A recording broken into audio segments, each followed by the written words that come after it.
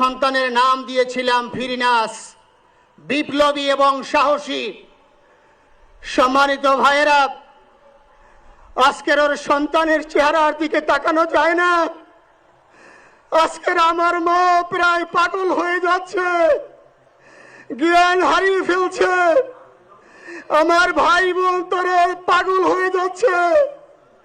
আমার 6 ভাই বোনের মধ্যে সবচেয়ে ছোট ছিল শরীফ উসমান হাদি।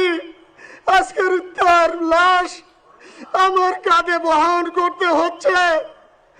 আজকের আপনাদের কাছে আমার কোনো দাবি নাই, শুধু একটি দাবি। 7 থেকে 8 দিন হয়ে গেল দিবালোকে প্রকাশ্যে রাজধানী ঢাকায় জুমার নামাজের পরে খুনি প্রকাশ্যে গুলি করে যদি পার পেয়ে যায়, এর চেয়ে লজ্জার আমাদের আর কিছু নাই। যদি বর্ডার পাস হয়ে যায়, 5 থেকে 7 ঘন্টা সময় তারা কেমন করে গেল, এই প্রশ্ন জাতির কাছে রেখে গেলাম।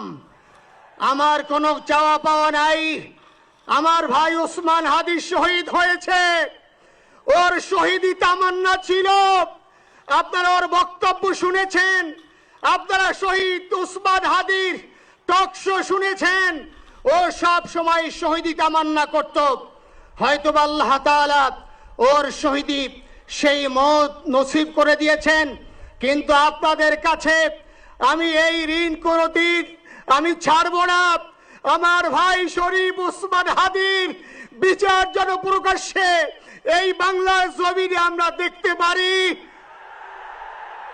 ভাইরা আমার, 7-8 দিন হলো, এখনো পর্যন্ত আমরা কিছুই করতে পারলাম না। এই দুঃখে কলিজা ছিঁড়ে যাচ্ছে। আমরা ওসমান হাদির জন্য দোয়া করি, আমরা ওর সন্তান ওর স্ত্রীর জন্য দোয়া করি। ওর সন্তান মাত্র 8 মাস বয়স। গতকালকে যখন ওর কাছে নিয়ে আসছে, সবাই বাবাকে দেখাবে ওসমান হাদিকে। আমি বললাম কি লাভ হবে, ও তো কোনোদিন ওর বাবার চেহারা কথা বলতে পারবে না। ওর ছেলে আর কোনোদিন জানবে না যে আমার বাবা কেমন ছিল।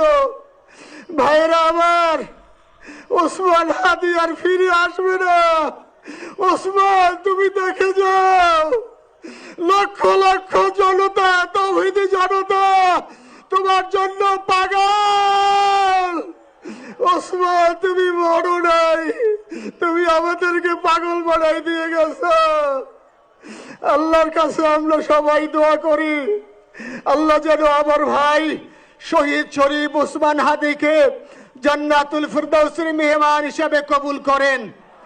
আল্লাহ তাআলার কাছে দোয়া করছি, আয় আল্লাহ তাআলা, আমরা যারা বেঁচে আছি ঈমানের সাথে স্বাধীনতার সার্বভৌমত্ব রক্ষা করে তৌহিদের দ্বীপ বাংলাদেশকে যেন আমরা রক্ষা করতে পারি, সেই তৌফিক আল্লাহ তাআলা আমাদের নসিব করুন।